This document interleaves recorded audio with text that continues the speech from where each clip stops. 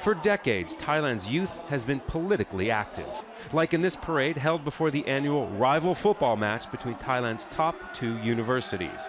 It satirizes politics here, and one of this year's targets, the general election to be held Sunday. Many taking part have become old enough to vote since the last election 8 years ago. And with nearly 7 million voting for the first time, a forum was held in Bangkok to teach them how the process works and why it's important for Thailand.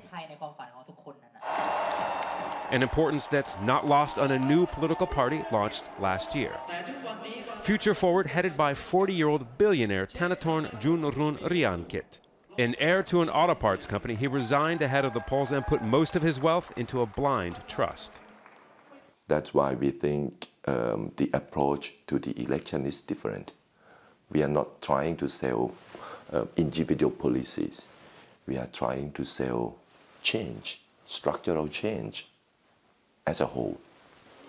Future Forward says it's an alternative to the entrenched political parties and will cut the military's budget, messages that ring true with younger voters. But most of these young voters live in Thailand's urban areas. That means the party lacks the support in rural areas that it needs to have for a chance at election victory. And most opinion polls show it trailing the other major parties. But that's not something deterring some first-time voters. We want a free and fair election, not just an election that legitimates someone, that to say that, okay, I become a government because I'm elected. I think it doesn't matter which way we go. What matters is what people believe in, democracy or dictatorship. We want to live in a democracy, then go vote for it. With voters under 35 making up about a third of all the registered voters, the other parties have also reached out to the youth. And it's a well-informed voting bloc, partially thanks to social media providing greater access to the issues and to people to debate them with. Very different, some feel, from older voters, who are likely to have deep-rooted political ideas. People already choose side, right, for the older generation.